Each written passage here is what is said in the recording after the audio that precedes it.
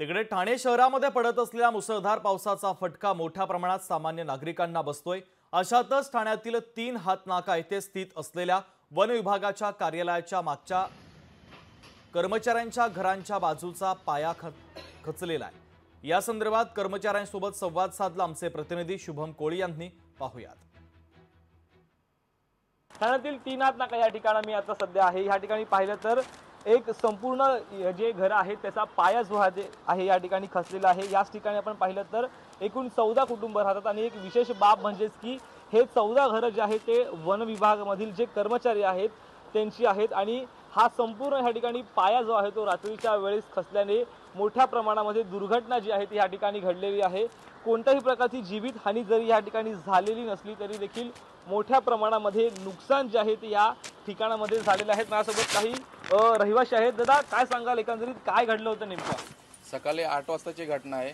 एकदाच खूप मोठ्या जोरात आवाज आला आणि आम्ही बाहेर येऊन बघतोय ते पूर्ण आमची वन विभागाची वॉल कंपाऊंड आहे ती बिल्डरने जो खड्डा खोदलेला आहे त्याच्यामुळे धसलेले आहे आणि अशी घटना म्हणजे आमचं अक्षरशः वित्ताने भरपूर प्रमाणात झालेली आहे आणि अक्षरशः आता आम्ही जीव मुठीत घेऊन जगत आहोत तिथे।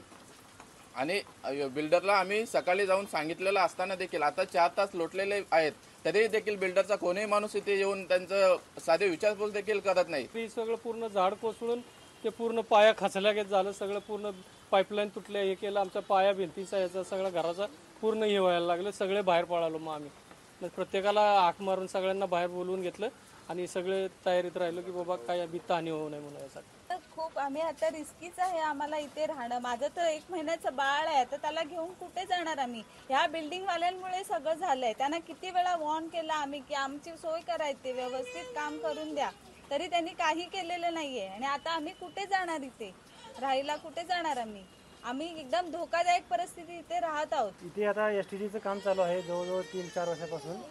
ते काम चालू असल्यापासून आम्ही त्रास सहन करत आहे। बिल्डरला सांगून पण त्यांनी दुर्लक्ष केलेलं आहे। आमची काय अगोदर विनंती होती की काम बंद ठेवा, आमच्या याला धोका होतोय, सगळं पूर्ण घराला वगैरे तडे गेलेले आहेत। अगदी लेखी निवेदन देऊन पण त्यांनी काय अजूनपर्यंत काय ऐकलं नाहीये। कुणाला निवेदन दिलेलं? बिल्डरला दिलेलं होतं, आमच्या ऑफिस मार्फत कळवलं होतं। तर याकडे आता प्रशासन जे आहे ते स्थानिक प्रशासन कोणत्या प्रकारची दक्षता घेईल व त्याचबरोबर ह्या कुटुंबाच्या आता स्थलांतराचा प्रश्न देखील मोठ्या प्रमाणात निर्माण झालेला आहे, त्याकडे देखील आता प्रशासन कशा प्रकारचं लक्ष देईल हेच पाहणं आता महत्त्वाचं असणार आहे। शुभम कोळी, लोकशाही मराठी, ठाणे। लोकशाही मराठी ऐका, पहा, जागरूक रहा।